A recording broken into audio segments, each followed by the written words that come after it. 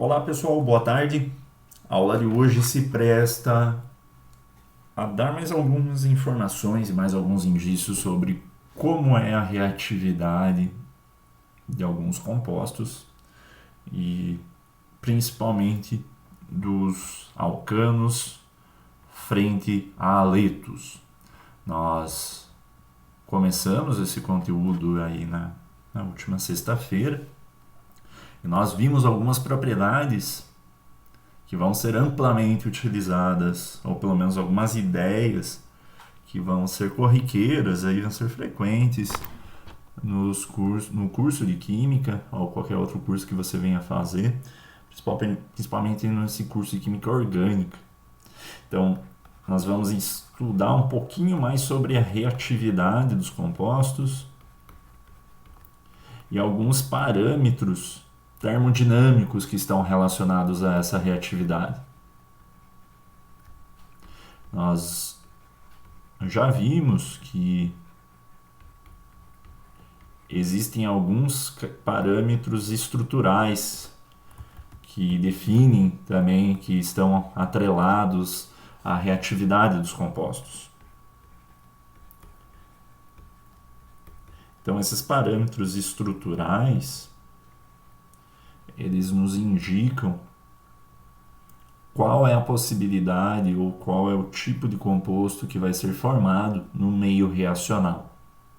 Então, na última aula eu fiz um comentário ali, fiz uma apresentação sobre estruturas que são intermediárias e que são mais estáveis. Então, nós tínhamos uma das estruturas que são muito estáveis, de um carbocátion, aonde ele é triplamente substituído. Aqui eu vou colocar um exemplinho, né? Então, um carbocátion triplamente substituído. Essa estrutura, diferentemente de um carbocátion não substituído, como seria, vou colocar aqui no cantinho em vermelho, como é o caso do carbocátion do radical metilo, a estrutura em azul é muito mais estável do que a estrutura em vermelho. Essa estabilidade surge, né, de alguns parâmetros que conseguem se relacionar aos orbitais moleculares, que são uma composição dos orbitais atômicos, e que também estão relacionadas aí à geometria do composto. Mas, na verdade, é uma coisa que é a primeira que vai influenciar na segunda, né? A geometria é uma consequência dos orbitais moleculares dessas estruturas. E a geometria molecular e essa estrutura desse orbital molecular, ele é influenciado pelos ligantes ao redor de um determinado átomo. Então, os orbitais moleculares do carbocátion em azul têm uma leve diferença dos orbitais moleculares do que eu escrevi em vermelho. E essa leve diferença se traduz de maneira macroscopicamente a uma estabilidade relativa muito maior. E aí essa estabilidade relativa vai estar relacionada aos parâmetros termodinâmicos que a gente consegue ver. Por quê? Porque eu não consigo necessariamente ver essas espécies no meio. Embora eu tenha todos os subsídios que me mostram que existe essa espécie. É a mesma coisa que eu pegar e me esconder aqui atrás, né? Mas eu vou continuar falando aqui e explicando. Você não está me vendo, você não está percebendo isso. Mas se você está escutando a minha voz, eu estou aqui falando para você sobre os orbitais atômicos, os orbitais moleculares, a estabilidade. Por mais que você não consiga me enxergar, você sabe que eu existo. Por mais que a gente não consiga enxergar diretamente esses radicais e aí essas estruturas, até por causa que o tempo de vida dele no meio reacional é muito rápido e isso inviabiliza com que eu consiga isolar esse composto. Eu não consigo ver esse composto, mas eu consigo perceber ele. E é através dos parâmetros termodinâmicos que eu consigo perceber. Uma forma que eu consigo para perceber o que está acontecendo no meu meio reacional, eu posso pegar aqui meu meio reacional com um copo com água, por exemplo. Tomei meu meio reacional aqui. Mas eu posso imaginar que se tiver acontecendo alguma reação, aqui não está acontecendo nenhuma reação, está parado, o sistema está em equilíbrio físico e equilíbrio químico com o resto do universo.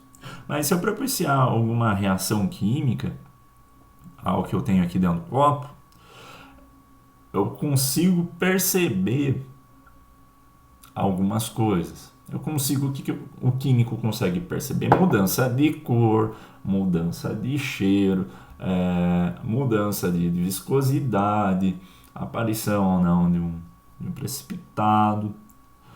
Mas o mais incrível, também que vai estar relacionado a isso, eu consigo perceber variações na temperatura do meu sistema. E essas variações na temperatura do meu sistema, então no meu meio reacional aqui, eu consigo, quando em reação, eu consigo captar o quanto de energia esse sistema está liberando ou o quanto ele requer. Algumas reações químicas só acontecem quando é adicionado energia a eles. Outras não, outras até liberam energia. E essa liberação ou não de energia, ela está intrinsecamente relacionada com a estabilidade daqueles carbocátions ou com a estabilidade daqueles intermediários, e está intrinsecamente relacionada com a energia dos orbitais moleculares. Então, eu não consigo ver essas estruturas, mas eu consigo seguir o que está acontecendo com elas. E aí os químicos desenvolveram algumas formas de conseguir relacionar essas propriedades termodinâmicas, em principal o calor, que vai ter um outro nome aí durante o curso, a gente vai ver como entalpia. A entalpia é uma função de estado, né? E aqui eu não preciso me ater a termodinâmica em si, mas a entalpia é definida como o calor transferido à pressão constante.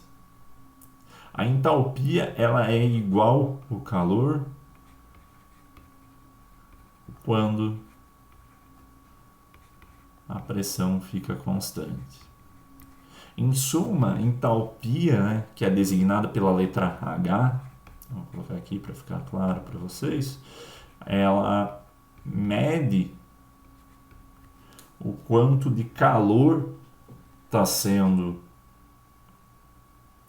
escoado pelas fronteiras da minha reação, tanto em um sentido ou em outro.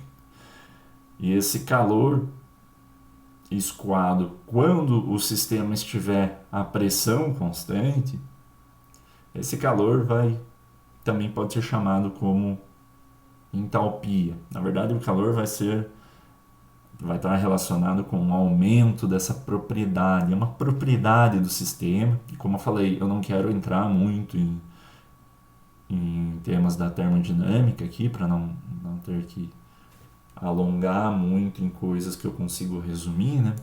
Mas, de grosso modo, você pode entender que a quantidade de calor que flui no meu sistema, quando o meu sistema está a pressão constante, ela vai ser relacionada de igual forma à entalpia. Isso é uma simples definição, tá? Essa entalpia, nós vamos ver que... E quando eu falo calor também, antes de fazer... Só gostaria de fazer um adendo, né? Calor eu consigo obter por uma relação ali que a gente já tem desde o ensino médio, né?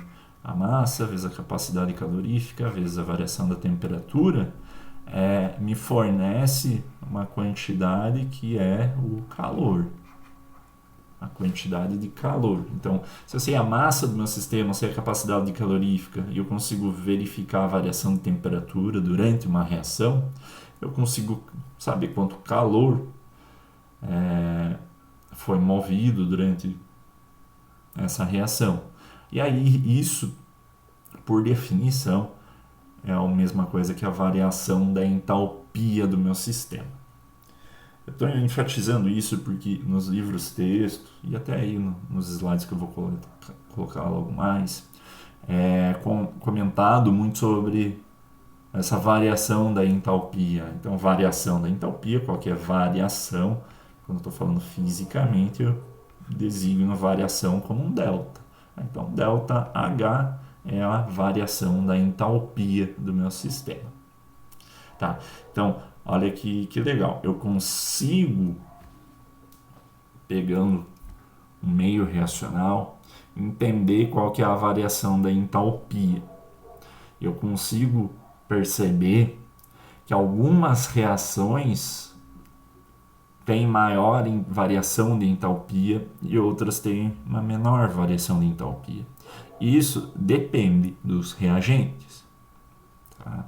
Nós já vimos na aula passada, quando estava comentando sobre reatividade, eu estava comentando sobre como que os alcanos, ou seja, compostos que só têm carbono e hidrogênio em sua estrutura, como que os alcanos reagiam com os aletos. Né? E aí nós vimos dois deles. Na verdade, eu acho que eu enfatizei mais a reação dos alcanos com cloro, uma cloração.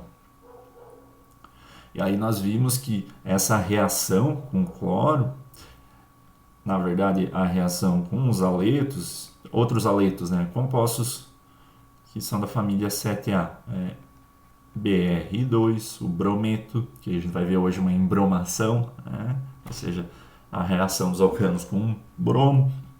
O mesmo vai ser válido para iodo, iodo 2. Também posso imaginar isso só para colocar em ordem periódica aqui, né? Eu posso pensar que também existem reações com flúor, uma fluoração. Então, esses alcanos, eles vão reagir numa mesma sistemática, numa mesma cadência com os aletos. E essa sistemática, essa cadência, tem um termo bem específico e bem recorrente na química, que é o mecanismo. Então, o mecanismo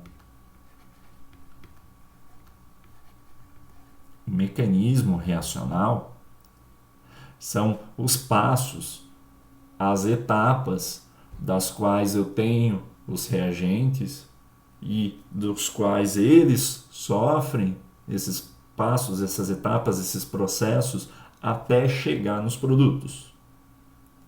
Então, o estudo desse processo como um todo, discernindo passo a passo, é a área de estudo dos mecanismos moleculares.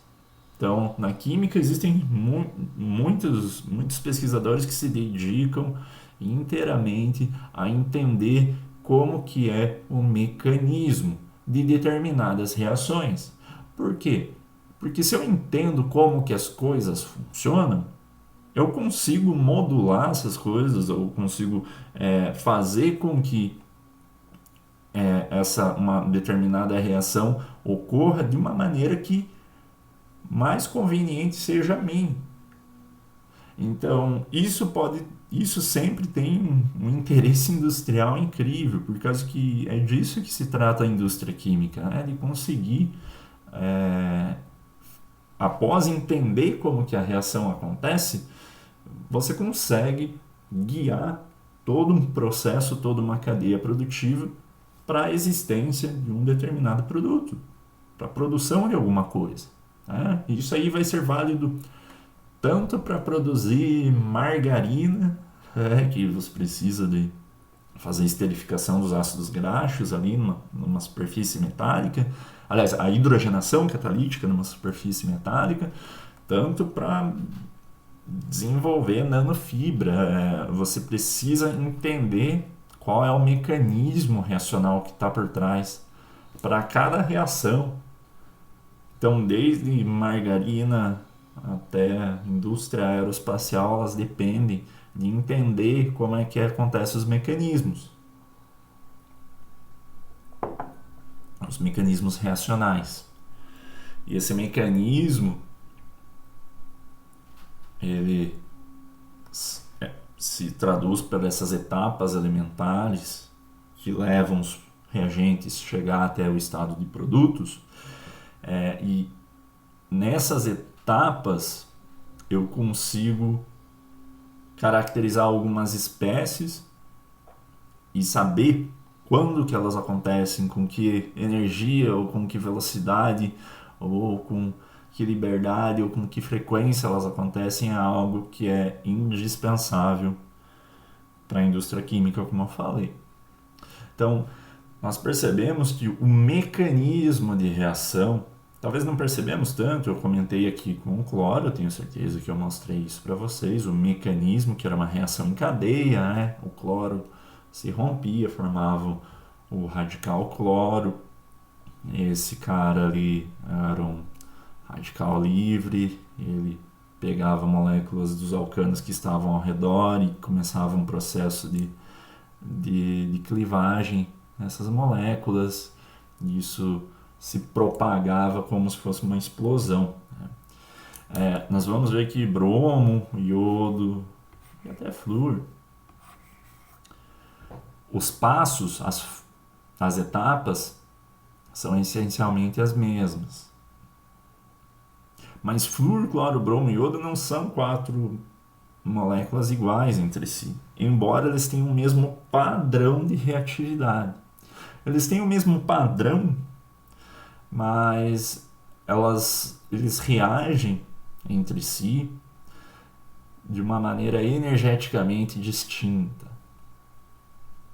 E aí isso vai explicar o porquê que algumas reações acontecem de uma maneira muito fácil quando eu tenho cloro, acontecem até de uma maneira relativamente também fácil quando eu tenho bromo, mas quase não acontecem com iodo.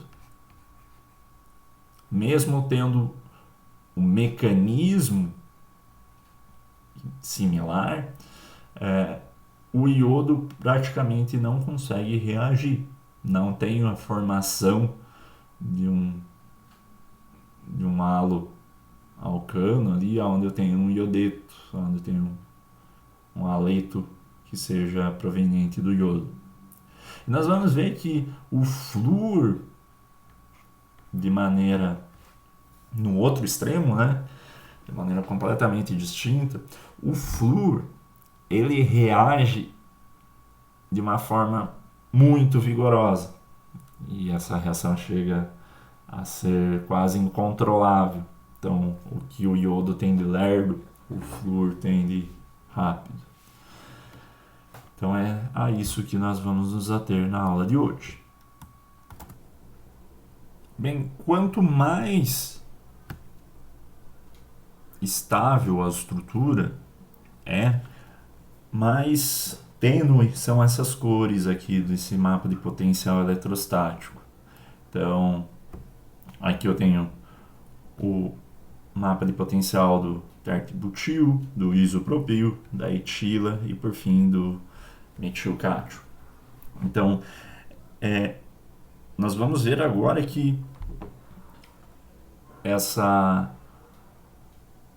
capacidade em estabilizar ou de ser estável, ela vai ser determinante no rendimento da reação, para determinar o rendimento da reação. Porque aquilo que é mais estável tende a ser alcançado de uma maneira mais rápida pelo sistema. Tinha umas constatações que eu fiz aqui na aula passada e até mostrava exatamente isso, né? Que a média de reação total ali, a média relativa dos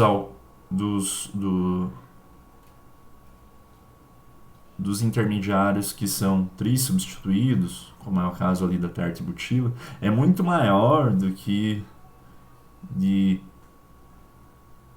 intermediários que são secundários ou primários. Ou seja, numa reação de cloração, aqui pegando pela cloração por causa que é uma forma simples de entender, mas o mesmo vai ser válido para bromo, iodo, flúor. Eu posso ter duas possibilidades de ataque desse cloro nesse alcano. Ou eu posso imaginar que esse cloreto interaja de uma forma a reagir, a provocar malabilidade em um carbono que está no meio da estrutura, o que vai fornecer esse intermediário, ou em uma de suas extremidades, que é esse segundo intermediário. Então, parte-se de um mesmo ponto de partida. Todo mundo dá a largada no mesmo lugar. Mas algumas etapas dessa reação podem ser alcançadas antes. E essas etapas vão ser alcançadas antes quando os intermediários que compõem essas etapas são estruturas mais estáveis. Eu estou enfatizando bastante isso porque isso vai ser mandatório para praticamente todo o curso. A estabilidade dos intermediários é o que vai determinar ou não um produto. Quanto mais estável for o intermediário, que é essas estruturas aqui, radicalares, quanto mais estável for, maior vai ser o rendimento da reação, propiciando com que o produto seja derivado dessa estrutura, da mais estável. Então,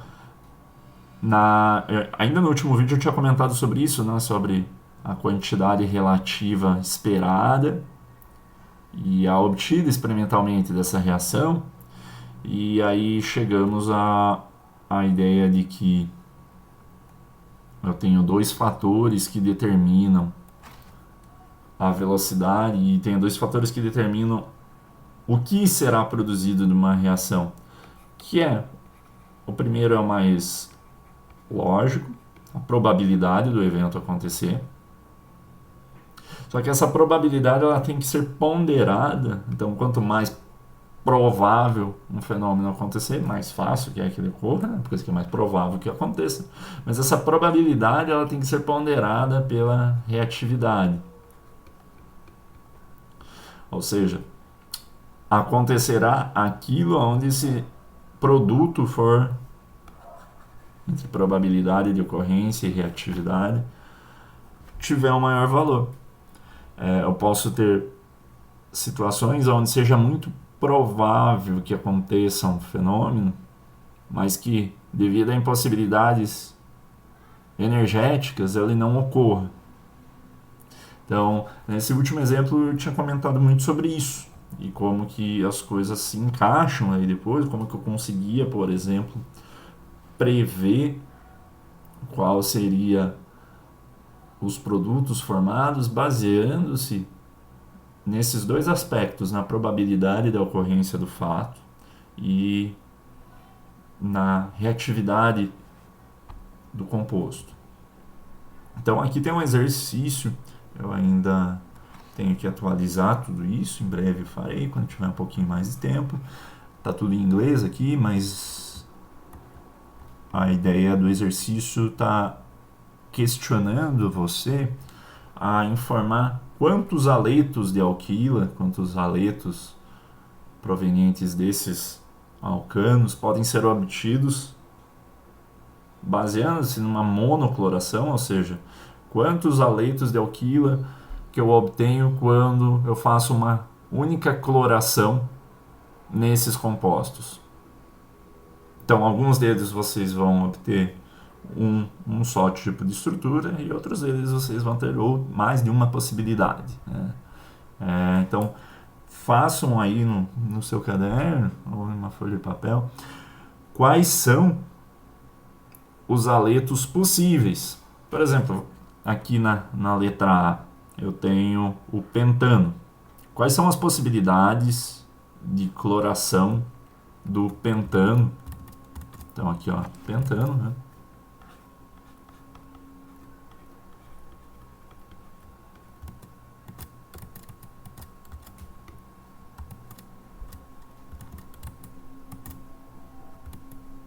Tive um pequeno problema aqui. Aí agora sim, eu tô aparecendo.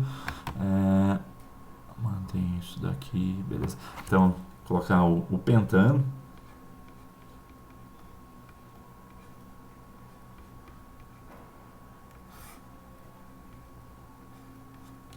E quais as possibilidades que eu tenho de fazer uma única cloração nesse composto? Quais são os compostos que eu vou obter? Então, eu posso obter, nessa situação, 3 haletos possíveis. Quais são eles? Um deles é, se eu pegar e substituir aqui a extremidade, vou colocar em cor de rosa aqui o cloreto. Se eu colocar o cloreto aqui na extremidade, atentem-se que se eu pegar e colocar um cloro aqui, nessa extremidade aqui, é a mesmíssima coisa que eu colocar o cloro nessa extremidade.